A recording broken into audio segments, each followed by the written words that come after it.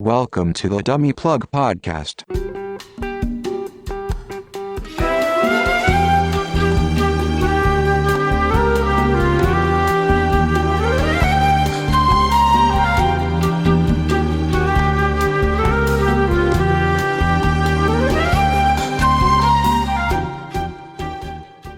Welcome everyone to the Dummy Plug Podcast. I'm Gainer79.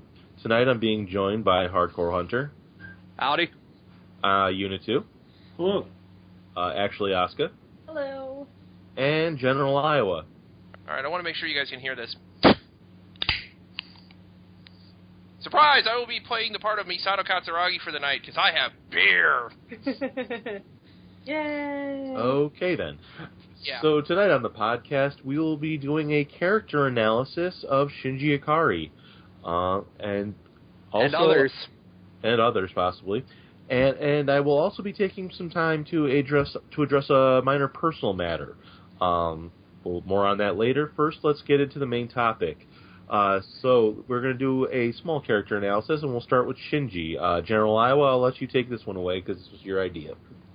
Alright, so, as many, if not all, of the members of the AVA community know, one of the biggest points of contention within AVA is how we perceive Shinji Ikari. For the vast majority of the time that we have known Shinji as a character across many mediums, we have come to associate him as a whiny little child. Now, I was one of these people, must confess, and in the last few years, I have begun to realize that it is unfair and totally unrealistic of us to expect Shinji to be what we want him to be. And I attribute this in large part to the fact that, we have a lot of teenage male protagonists in the anime industry that, may start out the same way as Shinji, but as they go along, they develop into more functional members of society. I also am going to point a finger of blame at someone. None of us, but at Gundam. Because around the same time that Shinji was on the airwaves, we were also introduced to Hiro Yui from Mobile Suit Gundam Wing, who is the anti-Shinji. He's cold, he's heartless, and all he does is fight and beat people up. And I feel that because we have these two completely contrasting styles of characters, we want to try to superimpose some of Hiro's qualities onto Shinji, when in actuality, Shinji is not only a better character, but a more well-rounded character, and Hiro is just a one-dimensional cardboard cutout of a character that we all just like to run to because he's easy to analyze, and he's, doesn't draw the kind of hate. So, with that said, I give the floor back, so we can begin this discussion of Shinji as an actual character. Well, sometimes we talk about, all of the different elements of Ava being kind of caricatures, and, what's the word? Trope busters. What? Who are you gonna call? Trope busters. Yeah, tropes, that's the word. They're calling out all of the tropes of the industry. And so when, Shinji is kind of calling out the trope of this I've never seen any Gundam, but I imagine it's some sort of cold, calculating teenage character who always saves the day of piloting his giant fighting robot. Yeah, but you also have to think of the time that Ava came out. Back in 1995, Shinji's character wasn't exactly a trope at the time. No, not Shinji's character. Oh, that's the point. It's the opposite of a trope. No, yeah. But even Hiro's character wasn't much of a trope at the time. Yeah, he's right. Hiro's introduction and his usage in Wing kind of spawned his own little trope, but the biggest problem with Hiro is that he's cold, he's calculating, he's emotionless, he's almost kind of like a male version of Rei in a way, and he's also kind of an idiot, because there are episodes where he's just flung himself down hills with no regard for his body or his safety, and he just, kind of rolls and injures himself, gets to the bottom of the hill and just pops up and says, "Hello, I am fine, going on to next mission." Yeah, well, he was, trained from, the time he was very young to be a soldier. I refer to Hiro Yui, not Shinji here. And with Hiro, it was, he was one of those people who was trained to be focused on his mission, and that's all he really was. And it wasn't until he met the other Gundam pilots and the girl, I forget what the hell her name is. Relena Peacecraft, the worst character ever. Yeah, and it wasn't until then that he started opening up a little bit more as a person. That's but more now, like a Rei character than a Shinji. Yeah, I was going to say, are we sure this isn't just Rei? Because it really sounds like Rei. I'm not saying it's not. He is really a male version of Rei, but he's a lot more violent than Rei. Yeah, and less likable. Right. I honestly do not like him as a character. I like Rei as a character because she just becomes awesome. Thing is that Rei isn't violent pretty much because she's not ordered to be violent. Mm-hmm. If Gendo would have told her to be violent, no one would be alive. All right. Well, like with Hiro, he was the main character in a 5-character story, but he wasn't the character that most fans identified with. He was just the one that kind of moved the plot along.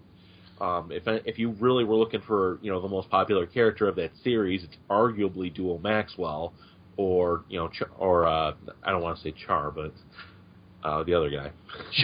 It should be Char. Char is all. Char is amazing. Yeah. I say that brings us back to Shinji though, because even though he was the main character, he is the one that most fans identify with. Most fans tend to identify with either Asuka, Rei, or Masato, or around that cast. Yeah, or Kaoru. Carl. I think it might have something to do with how intrinsically unlikable Shinji is. Well, and that's not necessarily a bad thing. It's just supposed to be this foil of someone realistically reacting to these absurd situations. I agree.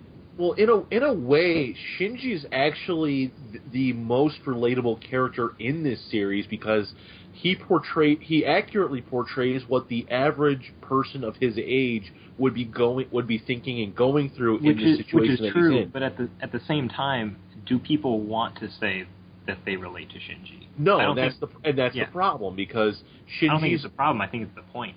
Well, the thing is, Shinji is so ultra realistic to a point that people who watch anime, who tend to be looking for the escapist route, I don't want to, relate to something. I just want to fantasize about not being this.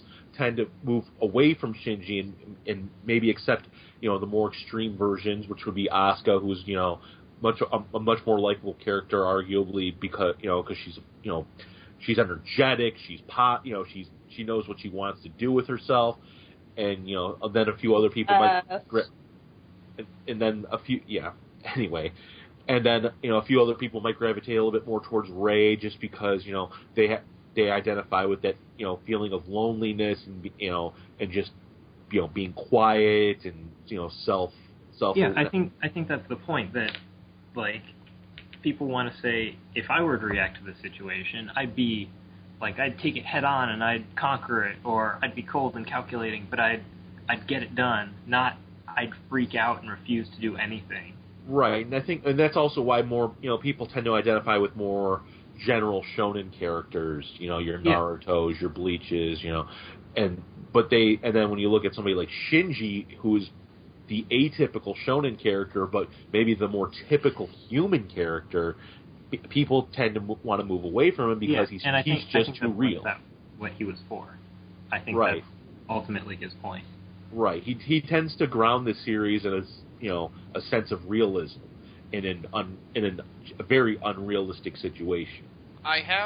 There is a term for this, but I'd like to hear Asuka's thoughts first before I introduce this concept.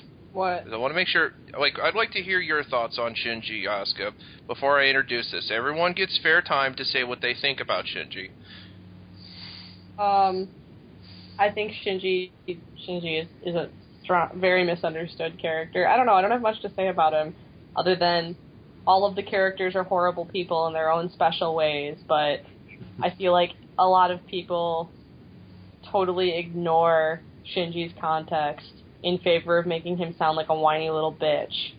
Like, everyone is really quick to label Shinji the whiny bitch rather than being like, this is a child who lost his mother, had zero human contact, and is being used. I don't know. Do you know what I mean? I just, I agree with you, because when I began to watch Eva, I was going through a period of my life where my mother was battling breast cancer, and soon afterwards I lost her.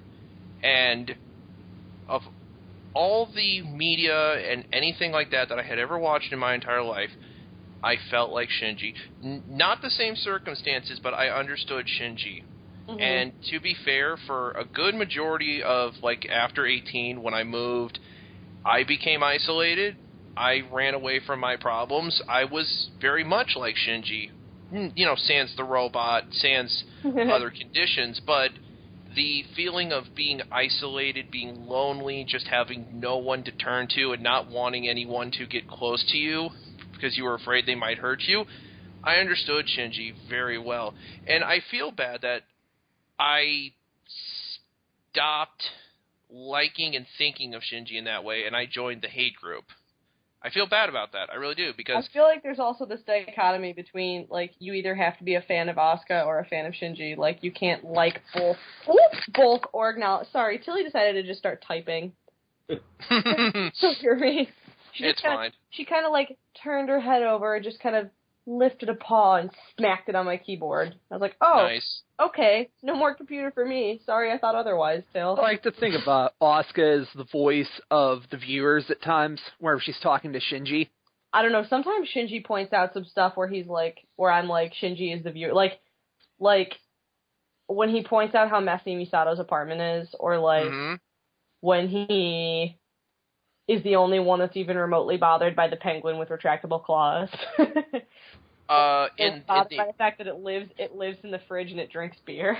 Yes, and Unit 2 can back me up on this, but in the original manga, when they introduce Asuka, Shinji, keenly notes the two-sided personality that Asuka originally exhibits, with her, all nice and prim and proper attitude towards, adults in authority. And once you get her, out of those conditions, she turns into kind of a jerk. Yeah, I think they explicitly, say something along those lines. Doesn't he explicitly say that once? Well, Misato calls her on her shit at one point. Oh, yeah, and then eventually Misato does call her. Everybody kind of breaks the fourth, and I don't want to call it breaking the fourth wall so much as I want to call it more of the breaking of the tropes thing. Because at some point or another, every character calls another character on how weird something they're doing is, where it's something that might have just gone unchecked in a different series. Like when Kaoru kills the cat in the manga. Shinji's reaction isn't, wow, that was crazy. Shinji's reaction is, oh my god, what is wrong with you? I think that is a correct reaction. Or how about there are similar moments that I can think of. Asuka calling Shinji a housebroken male and saying that there's no use for them. Ooh. What? Wait, that Asuka said that? Yes, in the original series, when in the episode Magma Diver. Oh yeah. When Shinji refuses to fight to go to the school vacation, she basically calls him on being a housebroken male. Jeez. I think she calls all Japanese on that. She said something about Japanese males or. Oh yeah, I know she calls Shinji on being apologetic or something like that. Yes, and she generalizes the entire Japanese. I think the line is all you can say. Sorry. What use is there for a housebroken male? And she also calls Japanese people on their custom of not having doors that lock inside of a household and just having sliding doors. How am I supposed to get any privacy? Shut up, Asuka. Which to Misato then schools her very nicely. And well, it is a concern. I mean, God forbid somebody walks in while Asuka's fapping. Well, I hate you. I just think of that episode where the Simpsons go to Japan. Homer just walks through all the walls. Yes, that's a good one. Okay, so for the term that I want to introduce, and you may have heard this, you may not have heard this, but yes. Sorry, go on. No, it's fine. It's called the Uncanny Valley. Okay, I thought you were... I've heard of this. I was like, yes. don't. And honestly, watching Ava, is a good way of analyzing what the uncanny valley means, because there are slight differences between what we have and what Ava portrays, to where you're not totally freaked out, but you do have this just uneasy feeling with you that carries through the entire series. When you start with one and you end wherever you end, like the last 2 episodes, where you end with the end of Ava, because those are honestly the only 2 end points we have at the moment. Wait. So, can you explain this concept of the uncanny valley? Because I'm having. Yeah, I've only heard it referred it's to. It's the concept of familiarity being into question. Something that you're familiar with, like, let's say a doll.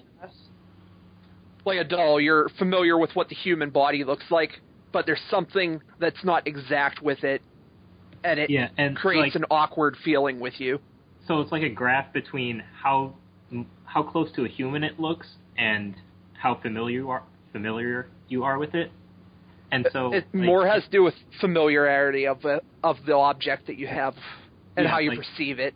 So like the graph is generally linear, but it hits a point where it looks kind of human, but not really. Like, think of like these prosthetic, like these robots with kind of the human faces. They don't look quite human, and they kind of creep you out.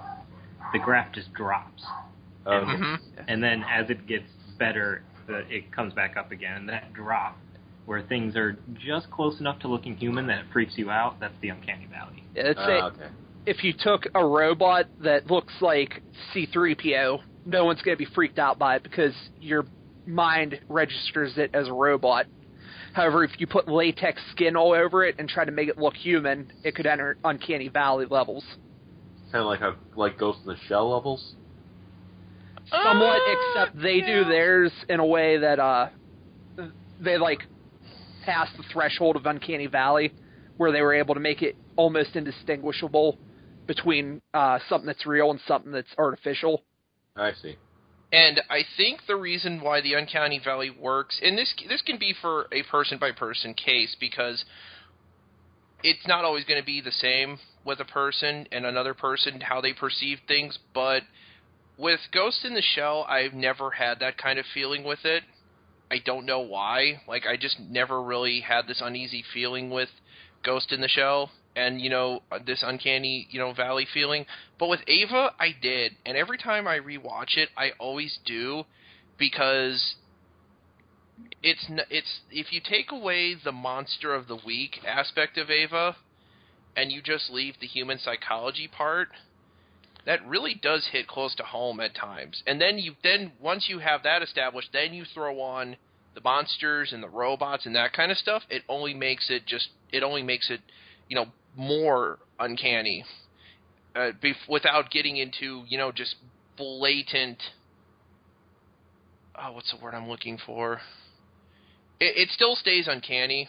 It doesn't get too far away from that. It doesn't get too far to where you have to get rid of that feeling in your system. It doesn't get to the point of psychological trauma. What exactly would you call uncanny in the series? The Avas themselves would probably be the biggest thing. The Avas themselves can be considered as such because they are honestly not that different from a human being in a lot of ways. Especially that I think there's one point in the series where Unit 1 actually forms a human arm on itself. Human, big finger quotes. Yeah. Well, a human, Thank you, a humanoid. You mean when it has its arm blasted off and then it regrows it when it goes berserk and then eats the angel? Yeah, that one. Yes. Well, what about the part where it loses all of its armor and then it's like all hooked up, like with all the bandages and stuff? That would be the next step. That would be the next episode from the eating of the angel when Shinji has been absorbed, and that is very, very creepy. And the thing is, I don't really see those things as uncanny. I guess it's my perception on it. But like characters I see as uncanny are more like Rei. Yes. Like I see her almost like how Asuka sees her. Like Asuka is uncomfortable around Rei because Rei's like a doll, and like I was saying about dolls, is that if there's something wrong about it that's not quite human, it causes an uncanny feeling. Go ahead, Asuka.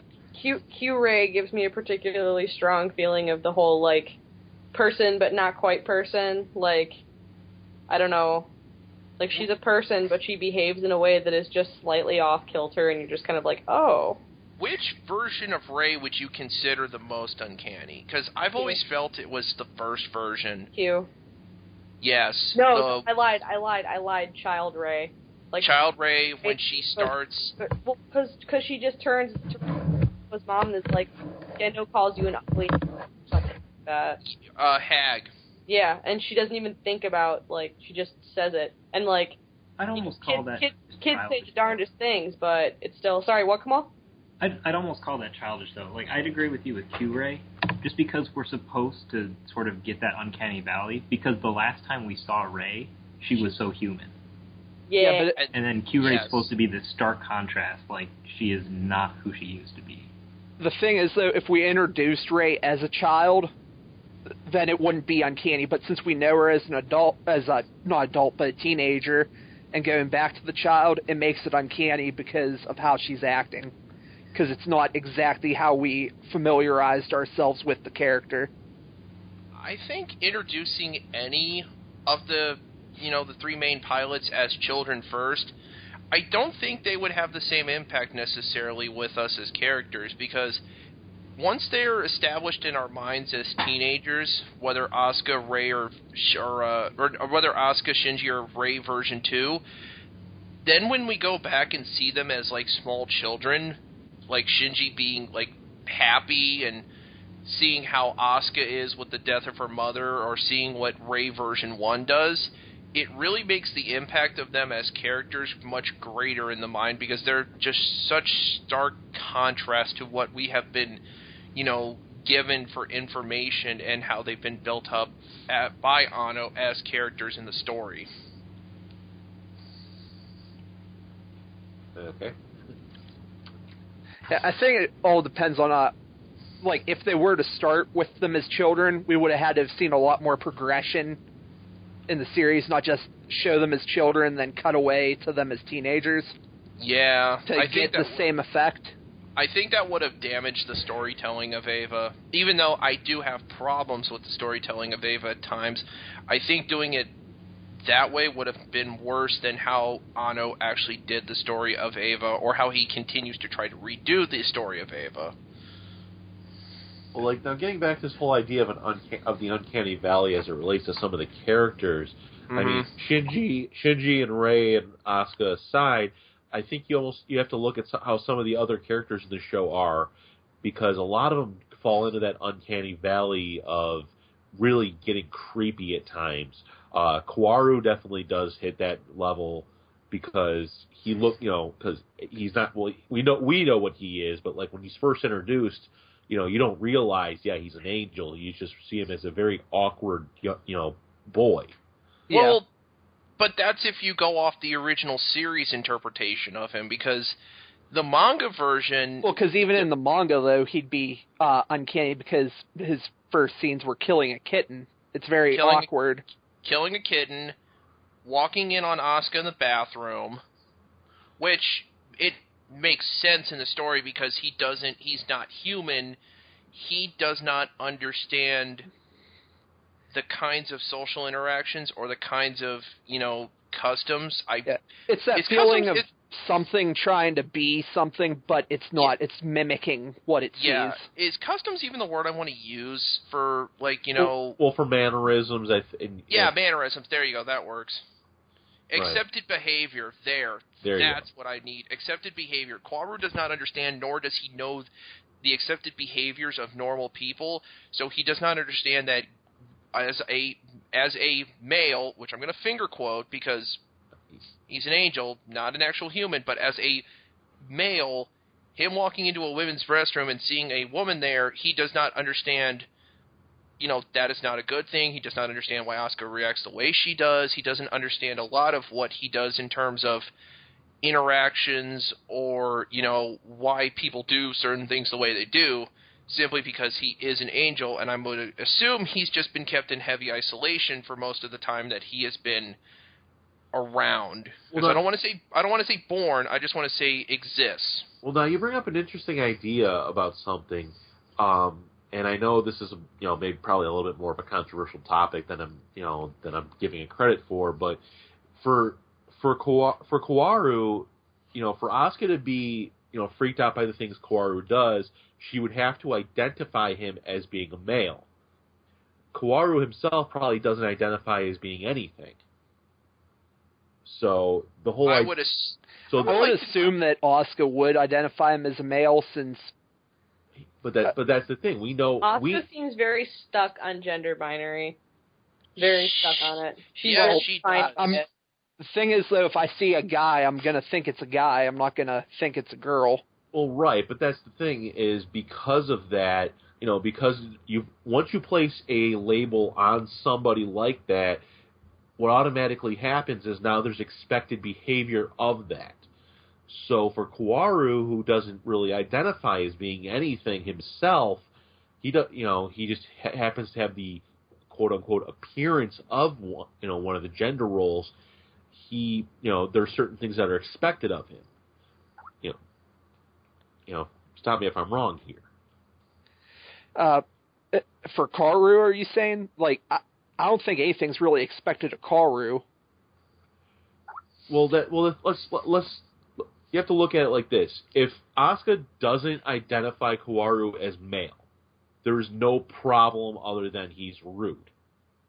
But because she identifies him as male, she has, a problem with it. Does she have a problem with it because she would Does she have a problem because in her head she might be trying to draw comparisons and conclusions between this person who has just walked in on her in the bathroom and the person that she's constantly stuck with at home and at work and at school? Well, Kaworu at this point, I think he's recognized as a male. And yes, I think any girl, like if I walked into a girl's bathroom and didn't tell any of them my gender, I'm sure some of them would be freaked out. And I wouldn't be insulted them by labeling me as a male and that telling me I shouldn't be in that bathroom. Well, let's look at it this way. Let's say that, for the sake of argument, that Kaworu was female but appeared male. But the characters did not know that he was female. Well, that would be a mistaken identity, but female and finger quotes. Female and finger quotes again, right? I am entirely, and I don't know, maybe I missed it, but what is the point of discussing Kaworu's gender? I don't know what the point is, but the point is there's this. The whole reason is that because of what Kaworu is, he creates an unsettling feeling of you can almost identify him. You can almost identify with him until you realize that something's really off about him. Yeah, I think that has more to do with what he is than his gender. Has anything to do with that. Well, but I'm saying the other characters also react how we would probably react to this very strange person. Okay, I get they're referring to him kissing Shinji and walking in on Asuka in the bathroom. Right. I mean, I think that has less to do with him having a variant gender or his gender mattering at all, and more about him not understanding how people work. And Kamal, feel free to chime in on this because you're the expert, but his characterization in the manga is much more strongly focused on him distinctly being not human, rather than in the series where he appears to function pretty normally. Let's look at this. What I'm trying to get at here is how the other characters are, and how Asuka reacts to him, because Asuka could have been like, hey, you're not supposed to do these things, and been cool about it, but no, she chooses to overreact about it because that's her personality. Yeah, but that's her personality, yeah. Right. I think if Ray walked in on her, even though Ray is supposed to be there, if Ray walks in on Asuka at that point, Asuka's going to flip out on her. The words she says are going to be different, but the same reaction is going to occur. Asuka is going to spin around and basically start breathing hellfire and brimstone because she hates Ray. In fact, at that point, I would argue it doesn't matter who shows up, Asuka's just not going to be amused that someone is there, and she's going to rip them. Right, but that's Asuka's character. Now let's take Asuka out of the situation and put Shinji in there. Let's say Kaworu walked in on Shinji. Shinji would probably have been more understanding of this, and just been a little bit more like he'd been embarrassed. Yeah, but how does that make it uncanny? Yeah, I don't think. I mean, I agree with you. I don't get why we're continually we're deconstructing the fact that he went into the wrong bathroom. It's because he's an angel and has no concept of gender. That's the beginning and the end of the conversation. Yeah. I agree with Asuka on this. We're kind of and as kind of the resident kind of referee on stuff like this, we're kind of starting to toe into territory that doesn't really need to be talked about and can get into some kind of issues that are not very good or helpful or productive to talk about. So. It's just talk about like Uncanny on Rey. Uncanny on Rey. Uncanny Valley on Rey is like the perfect example because that was Anno's intent. There's all kinds of things like we'll get those images of Shinji seeing Rey and she's got the distorted face that's really large, like all that kind of stuff. Shinji doesn't see that. Rey sees that. Well, the uncanny thing. Shinji saw that when he shut his eyes. I think more of the uncanny thing with Rey as it relates to the other characters is how much she looks like Yui Ikari before the fact that we know she's a clone. That's what's really uncanny about her is because I think early in the series we get glimpses of Yui Ikari before we before we really meet Rey, if I'm not mistaken. Do we? Well, to be fair, the first time you see Rey is literally the first scene. Yeah, it's the first scene. Also, Rey's outward appearance is the Uncanny Valley starting to work because she looks like a normal human girl, but she has bright fucking red eyes. She has bright red eyes and she has blue hair. Which, granted, the blue hair we can ignore because Misato's is purple, so that's just. Yeah, hair color. Yeah, hair color is Rey's albino. But everybody else in the show has fairly normal eye color, and Rey's and Kaoru's are very distinctly bright red, like blood red. Is really creepy. Yeah, like picture that in person. Creepy. That's really upsetting and unsettling. It's kind of like, even if you when I have two different pairs of contacts that I wear. And anyone that's seen me in cosplay, I have a pair of blue contacts that I wear when I want to change my eye color for fun, and they look like normal blue eyes. And then I have a pair that I wear for Asuka that look like cartoon eyes, and they are unsettling. People have said to me that they look good for the cosplay because you look like a doll or a cartoon. They are distinctly unsettling. So when eyes are a different color than come naturally on a person, I feel like the connotation is inherently this character. It's almost like a big warning sign that this character should unsettle you. You know what I mean? And that's a very good application and usage of the Uncanny Valley in the real world, which you do not get a lot of. You have to go into other mediums such as anime, film, books, or such like that to get the Uncanny Valley effect to work. Asuka being able to do that in the real world is very, very good and very, very interesting, which shows that you can apply it in a lot of different places just with the tiniest little changes in what you wear or what you do. Yeah. But then, in Japan, is Rey considered Uncanny Valley because her mannerisms and personality are considered what many would call the ideal Japanese housewife? Exactly, though, and that's the point, that she's everything that And it's she's not really. So it would be like a Stepford wife, is what you're saying. No, what I mean is she's perfect in every way, but unsettlingly obedient and unsettlingly perfectly attractive and unsettlingly good at what she does. Yeah, she's a with that, Stepford the wife. first time you really see her, she's on a gurney, and then they tell her to go pilot, and she does it. Yeah, but from my understanding of Japanese culture, that's a plus, over here in Western culture, that's something's wrong kind of levels. Right. But that's the thing. I think the point was to take it to something's wrong kind of levels for anybody. Well, see, and the biggest thing with me is that wasn't the part that got me really creeped out with Rey, not in terms of appearance, but in terms of how she acted.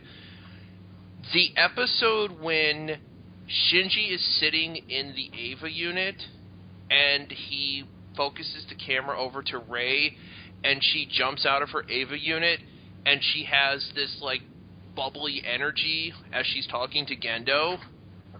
Like, I don't know if that necessarily ties into the Uncanny Valley, but that was what unsettled me the most, was just this radical departure from how we perceived her, and honestly, how she was continued to be given to us, because we never saw that again out of her.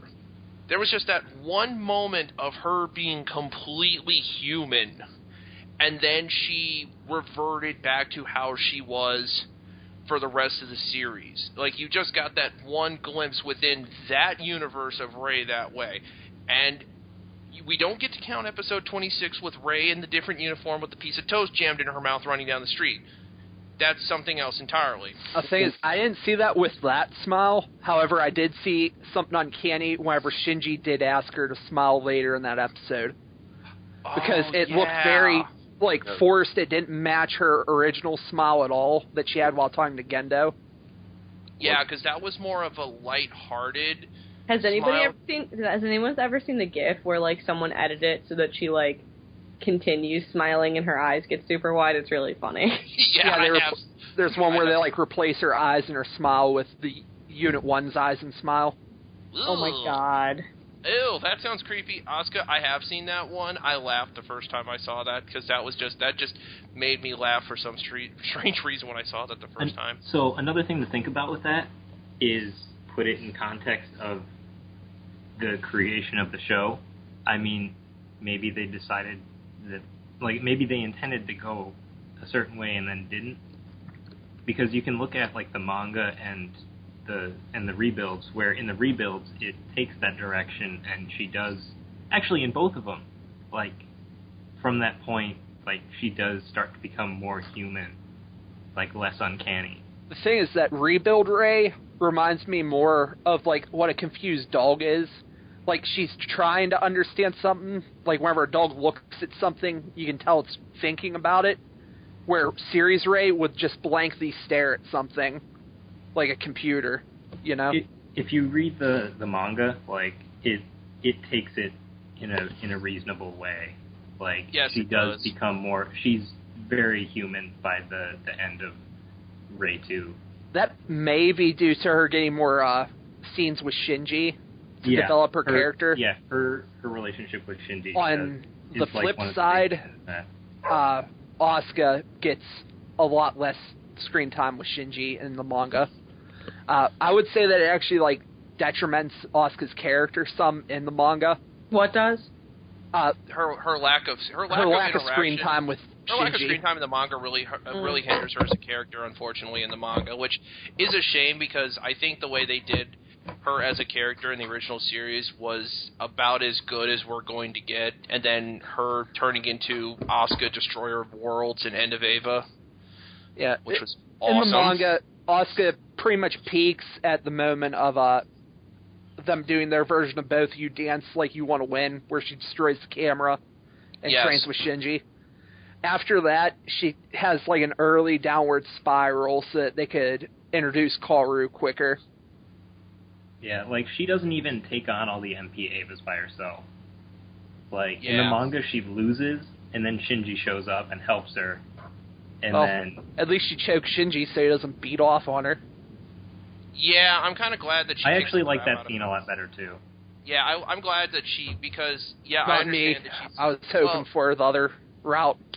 No, because that route was kind of cheap, and that's a disservice to Asuka. That's an honest disservice. I liked to it Asuka. because no one was expecting it. Well, you can do that. You can do that. No one's expecting something, but you can do it in a way better way than what Anno. I would really like to know what the hell he was thinking with that scene. The longer I have been an Eva fan, and real talk time with that whole scene, the longer I have been an Eva fan, the more and more I have come to hate that scene. And I have come to hate whatever Anno is trying to imply, or whatever Anno is trying to get as a message across with that scene, because whatever he tried, it didn't work. Because I think it did work, because I think he was trying to get Shinji to the point where he's just entirely disgusted with everything about himself. Well, and I think at the same time, it was supposed to be one of those fourth wall breaking things to make the viewers disgusted at themselves. Did it work? Well, you say you continue to hate this scene, so I think it did. I have grown to the opening of EOE. The opening of EOE. Yeah, but that's the only way we're going to refer to it. The reason to hating the scene, though, isn't because Iowa likes Asuka. It's because I think it serves no purpose. He sees this superfluous. It is superfluous. It is the same critique that I have always held about the Jet Alone episode. Those two instances, opening of EOA, Jet Alone, they serve no necessary purpose in any way, shape, and or form to driving the plot or doing any kind of character development or anything like that. Okay, the thing is that I just think that while the movie could have gone on without it, I do think it says a lot about Shinji's character and mental state in End of Evangelion.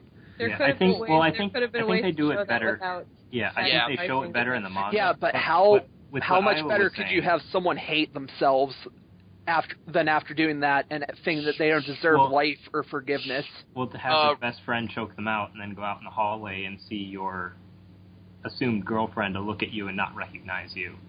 Yeah, but with the manga version, whenever they did that, Shinji pretty much hates himself, but it's like, why? You were in there talking to Asuka and she chokes you out. It's not like she woke up and your wang's in your hand and then she chokes you out. That would have been better. That would have made things way worse for Shinji because she might have killed him. What I was going to say about the scene is what I was saying. It's superfluous, like disgusting. It degrades all of the characters involved, all of that. Couldn't you say that's the same feeling that Anno had towards the entire movie? Because I don't think it's meant to degrade the characters, though. The thing. And didn't Anno not want to make this? Didn't he want to finish it? Well, wasn't it supposed to be done? Well, the whole reason for End of Eva was to give the proper end to the series. The ending that was imagined, but they didn't. If you watch the final episodes, there's story art of the MP Eva fight. It's all in pencil drawings and stuff. Right.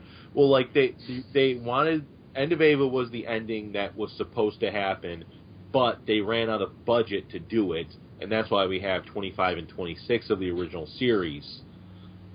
The manga did a better job of making Shinji, in a way, hate himself to an extreme level, and Unit 2 knows, once I start talking about it, what exactly I'm talking about, because, not going to spoil what happens, but something happens where... Should I just spoil it? Yeah. Unit 2? Okay. I'm not sure what you're talking about. Spoiler time. If you don't want to hear this, start plugging your ears or just stop this broadcast right now, kids. All right, here's what happened. Toji dies, okay? Toji dies at the hands of the dummy plug system because Shinji won't act in the manga. From there, he is going to be shipped out on a train like the original series. Then the angel attacks. At this point, Kaji grabs Shinji, takes him to a private bunker, and in no uncertain terms, basically says, you traded Toji's life for your life, much as I traded my brother's life for my life. And then he says, and I quote, and this is a great quote out of Kaji, it's probably the best line he ever says in any property, you don't deserve to be happy. And right then and there, that just breaks Shinji. That is how you have a character hit rock bottom without having to resort to completely degrading another character. Yeah, but at this point, Kaji's dead in the series. No, in the manga, this is... Oh, I'm talking about in the series, though, because... No, Kaji's still alive. No, wait. I'm talking about the series. In the series, Kaji is dead. No. By this angel, Kaji would still be alive. No, Kaji would still be alive by this angel, because his death in both properties is after this angel. Yeah, but then we would have had Shinji break down into a crying husk way before End of Evangelion. Well, true, but the thing is that the great thing about Shinji being told you don't deserve to be happy is that he hits rock bottom, and then he goes upwards, and he recognizes what he has to do, because once he figures out what Kaji's trying to tell him, he goes out of this bunker, he sees that Asuka's Eva has been completely obliterated, and it just sends him into the chain of events to where he kicks the ever-loving crap out of that angel. Yeah, but then he has in the terms of End of Evangelion, because that has nothing to do with it. We were talking about on how you would make Shinji hit rock bottom to the point where he just wants to lay there and get shot. He's just so disgusted with everything he's done in his life up to that moment. But that's the thing. You could have made that moment that same. You could have done. But it wouldn't have worked because he would have worked himself back up and then. Well, Sadamoto made him work himself back up. Yeah, but in that case, he's working himself back up. But Sadamoto had a bit of autonomy with the manga, right? Unit 2. Like I'm not sure. Yeah, I think he got a little bit of leeway with the manga because there's a lot of differences. Also, it took him forever to do the damn thing. Yes, Sadamoto did have a bit of artistic license with this thing. So his vision of what happened is probably a lot different than what Anno's vision was. So I know it's different. Anno probably could have used those events and gotten the mission that he wanted accomplished. Sadamoto made the decision to take that and then go in a different way. So you see what I mean? You have one common event and you have two different pathways. One where you hit rock bottom and you go up, or one where you hit rock bottom and you just stay there. And then the JSSDF comes along and puts a bullet in your head because you don't care anymore about your life. That's basically what I'm saying. We're hell off topic. Yeah, so let's, again, right the ship. Where the hell were we? I don't remember. Character stuff. Oh, yeah, character. Aha, character. So yeah. Talk about Misato for a moment. Go ahead. Booze! I like Misato. Misato's character literally is booze. It's how she copes. Well, that's the problem. Her coping mechanism is a poor one. You know, and granted, she's a character who has to carry the heavy burden of all this guilt that she's had to deal with over the years. So, not to mention now she becomes responsible for Shinji and Asuka and, you know, pretty much their entire well-being, and that weighs heavily on her. So she drowns herself in alcohol, and, you know, just that's how she handles these things. What exactly was her driving force to bring in Shinji and Asuka? To, like, take care of them herself? I guess she wanted to try to prove that she would be a better I was going to say, was it model than her father? No, I believe she was ordered to take care of Shinji, and that she took that on. No, she took that on voluntarily. The only thing that I remember being referenced to was Ritsuko saying that she was trying to make her own like nuclear family. Yes. And was, like, tearing on her that it wasn't working out like she thought it would. Yeah. Yeah, it was Misato's attempt to try to make the family that she never had as a child herself, because when we get into 25 or 26 and we go back to, like, child Misato and how she wants to be a good girl because she doesn't want her mom to cry, she doesn't want her dad to do anything, I think it's her own vain attempts to try to be, like, you know, the good parent and to have the family and provide a family that she never got as a child growing up. Do you think it's possibly her trying to be, like, one step better than Ritsuko in the eyes of Kaji? To prove that she can be the family person that she thinks Kaji wants? Maybe? I don't know why she would... know about that exactly, because Kaji did put moves on Ritsuko at times, but I don't think Misato ever really saw her as a rival. Kaji put the moves on almost everyone. You don't think that Misato saw Ritsuko as a rival? Not as a rival for Kaji, really. Are you not kidding as a rival, me? Not as a rival for Kaji. As a rival in some way, shape, or form, yes, but not Kaji. No. I have to disagree with that point strictly because there is that one scene where like Ritsuko and Kaji are together and they're working on something and they're getting a little close. Oh yeah, because and then Misato's like the thing is she wasn't mad at she wasn't mad at Ritsuko. Ritsuko. She was mad at Kaji because she knew that Kaji was just doing it to. Kaji was doing it to get a reaction out of her. Right, yeah, but it's still a matter of they're both vying for the same man. I'd have to imagine them being rivals for him. And who wins that battle? Ritsuko wasn't vying for him. She was just chilling, and even told him, "Hey, Misato's watching." Who won that war? If we're gonna call this winning, it was obviously Misato when Misato got drunk, broke down, confessed her soul to Kaji, and his reaction to get her to stop is to just start kissing her. Okay. Yeah, and Kaji entrusts the information to Misato, not to Ritsuko, because I bet he knows what she's up to with Gendo, and if he had gone with her, well, his plans would have failed faster. Let's go with that as a way of saying it. Also, They just had sex, so when he gave her that pill. Again, I hate to put that as part of the equation, but that is part of the equation simply because we see Shinji look upon them in the act of doing that. Wait, wasn't that a dream sequence? Dream sequence, end of Eva. Yeah, I was going to say, so it didn't really happen. But they were laying in a bed with each other without shirts on. Yes, like adults do. Yeah, of course. Yes. We're all adults here, I think, aren't we? Yeah, we're all adults here. We know what happens in these situations. Tiddlywinks, right? Yeah, totally. We try our best to be adults, but sometimes with these kinds of subject matters, it's kind of hard to be an adult. I need an adult. No, you just want Senpai to notice you, and that's not happening. Neither are happening. There you go. I always thought it would have been interesting if we got to see Kaji's youth.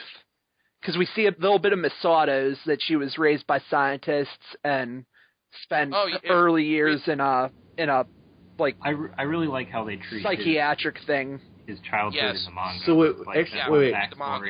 Hold on, wait a second.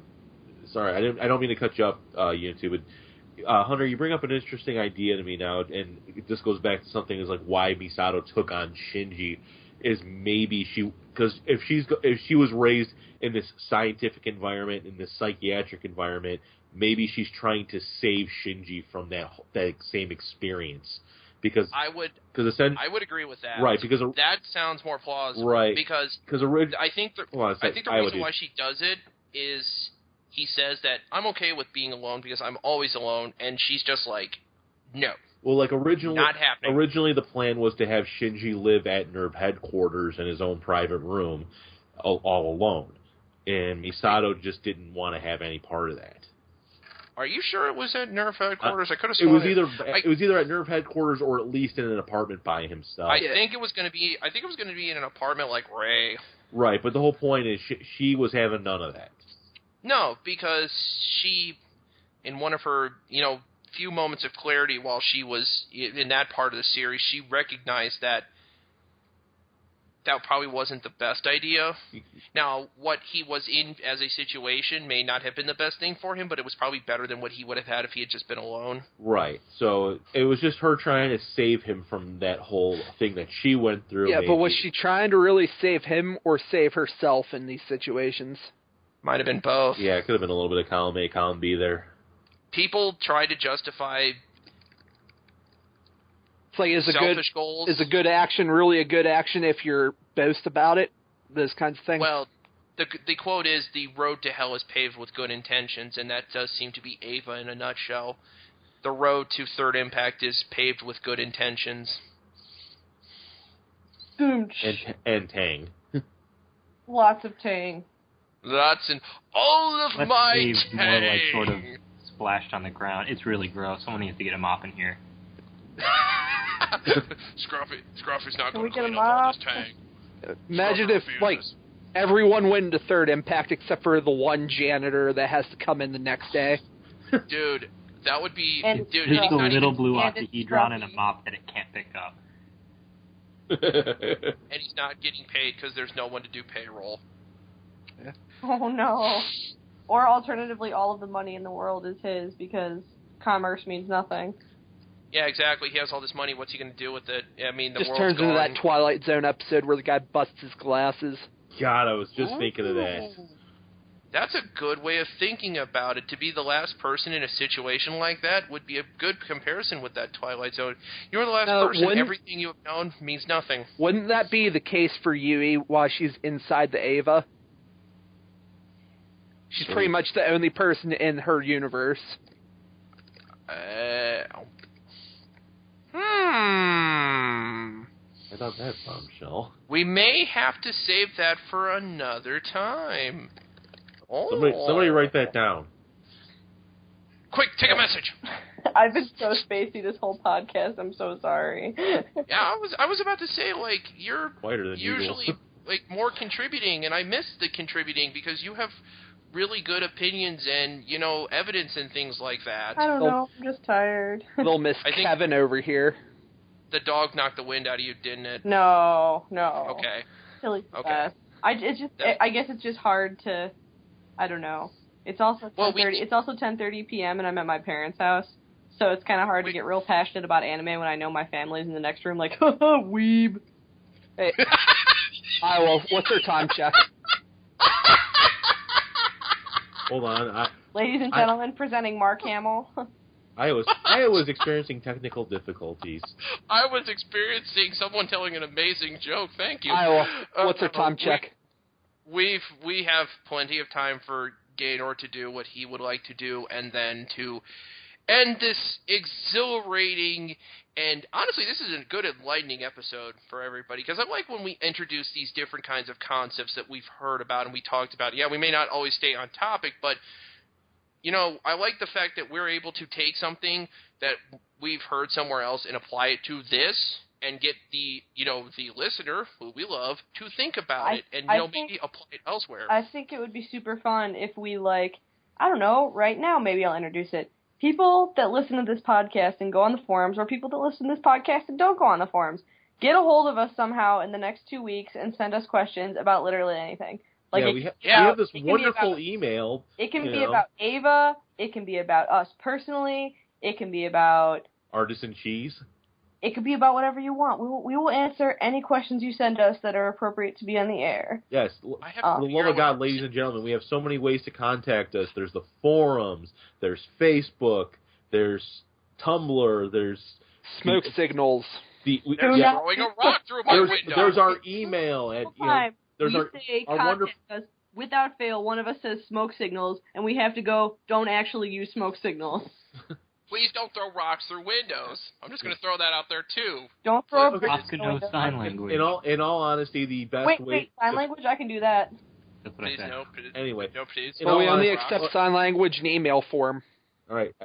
Guys. Dick move. In all seriousness, the best way to reach us is either to hit us up on the forums, which is free to join, or to send us an email at dummyplugpodcast@gmail.com. Okay? But so if you guys have questions, so if you have anything you want to say, just tell us we're doing a good job. Tell us we're doing a bad job. Ask us questions. Send love letters to Iowa. Whatever. Don't send me love letters. I'll laugh at you. I might laugh too if your English is terrible. Also, generaliowa@outlook.com. Please use. Please yes. Yes, please. Anyway, so I think we covered what we need to cover for this topic, correct? I think we've covered a lot of stuff that we didn't necessarily think we were going to cover, which is good! Yes, this is good. All right, so with that being said, I'd like to address a very personal matter in my life.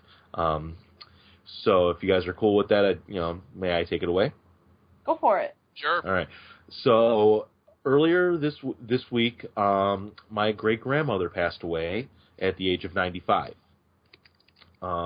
It's not a sad event. She lived a long, full life, and it was honestly a good thing she went when she did. She had been suffering from dementia for a long time. I feel you. Just really quick, I'm not trying to interrupt, but my grandfather passed in May of the same thing, so I feel you. Right. So thank you. I appreciate that. So she had gotten to the point where she didn't recognize most of us. Like when she saw me, she thought I was my uncle. It was pretty bad. And due to circumstances beyond my control, and I'm frankly not happy about, I was not able to attend her wake or funeral. Oh no! I was actually myself and members of my family, both immediate and extended, were barred from the occasion. No. They're barred. Whoa. Yes. Under threat of arrest due to some very. No. I don't. Due to some very. Say it's infighting. It's exactly what it is. There's been some bad blood amongst members of my family for a number of years, and this was one of the big hot point issues. And due to that, I could not attend the services, and I was very upset about that. So I'd just like to take the time to say that, to my grandma Jenny, you're gone but not forgotten. We pray for you, and we're always going to be thinking about you. I'm glad you're in a better place now, and hopefully, you get to see all the people that you knew and loved up in heaven. So. Yeah. Everyone pour a 40 for Grandma Jenny. Yeah. Here. Thank you. So. Crap, I'm out of beer. And on that bombshell, thank you everyone for listening to the Dummy Plug podcast. I am Gainer79, and we will speak to you all again next time. Yeah. Thanks for listening. Bye. Peace out.